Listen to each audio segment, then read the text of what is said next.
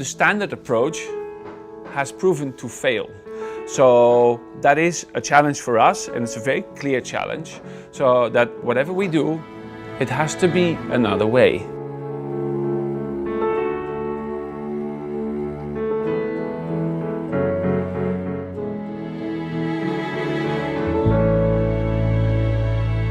When we started out, about 15 years ago, with a small group of people, Amsterdam was doing very well. The town was growing, it was increasing wealth, and we wondered how it was possible that we could not find better solutions for homelessness than we did at the time. And so we went to look around in different cities and parts of the world, how they coped with homelessness. And we ended up in New York, and we met a person who was the leader of an organization called Pathways to Housing. And the general idea was fight homelessness with providing homes. And when we saw Pathway to Housing in New York, we saw, oh, it was impressive. We were impressed, it was a good thing to see, but it did not convince us totally. If you look at the problem of homelessness and the problem of addiction, that was like very visible on the street. And you would tell a person, these people that are now living on the street, we're going to put them in an individual house and we're going to have as little rules as possible. We're just going to trust them, give them perspective, give them faith. And they said, yeah, but that can never work because these people are ill. And that's also something, if you look at our society, we're based on risk management. We're totally oriented on preventing anything from happening. Well, they were afraid that these people were just too damaged and that they experienced too many things in life and therefore they would not be able to function in society, and that the society would have to pay the price of the non-functioning people. I think the main problem was the way we looked at homeless people, the way we thought about homeless people. We thought homeless people were hopeless people, people who were hardly responsible for their own actions. And the whole doctrine, if you can say that, was aimed at taking away responsibilities, educating people, actually punishing them by putting them into night shelters and then reintegrate them, re-educate them according to the stepping stone theory. So for me, the biggest innovative way is by believing and having the confidence that people that have suffered so much, they can also be an added value in society. So it's actually how we would say in Spanish, we turn the tortilla upside down. So we go totally around. We say, you know, you think that this person is not going to function, and actually this one is the one who's going to really function.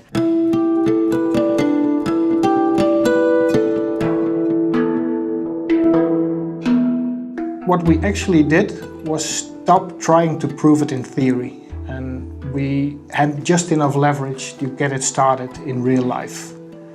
And from there on, it actually proved itself.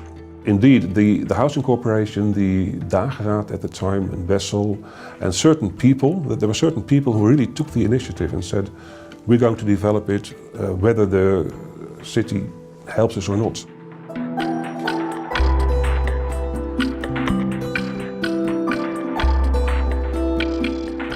We made the deal that we would not start communicating about our project. We said, no, first we're gonna do it. We're gonna do it, and we're not gonna communicate, because if it then goes bad, it will work against the model. So first see if it works, and if it then works, we start communicating. The first results were very good, because after a year, no one left the house. Just one who said, I don't want to live here anymore. I need to go to someplace else. Okay, that's your choice. What we especially did in the team is constantly inviting people working at the city council, sending movies about successes with clients, inviting them to their houses, having a drink with their houses. Because at the end of all, we all get carried away with our day practice, and we don't take time to actually show the successes, and we don't make a nice invitation to the people of the city council to say, do you want to have a drink at this house with this client of ours? And our client was just very happy to show all the successes. And by informing, communicating, inviting, integrating these people, little by little they started realizing that it could work. we were still very skeptical, so we said, let's have some research.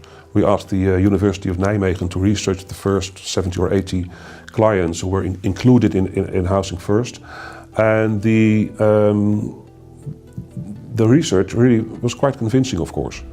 The first 80 people, Housing First created stability for people and their surroundings. Public nuisance was minimal. People retained their houses. People improved their health. So that they were very, very strong results, and that was an important moment for us. That was convincing.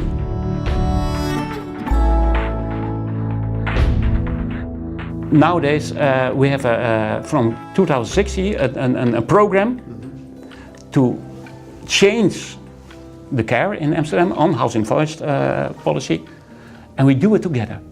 From a city council point of view, it's cheaper. In the long run, Housing First is cheaper than anything else. When you place someone in a 24-hour facility, it costs like €60,000 a year. Housing First is half that money, and I hope and believe in the long run it will be cheaper. People that were in the beginning were outcasts of society, did not fit in any program, did not fit in the society, but did fit in the Housing First model. And being in the Housing First model, they started being active citizens again, in their way. Not in my way, probably not in your way, but in their way. Housing First is for me like a lifesaver. Dat huis is je herstel. Want als jij dat huis niet hebt, kan je niet herstellen. That means a new life for me. Yeah.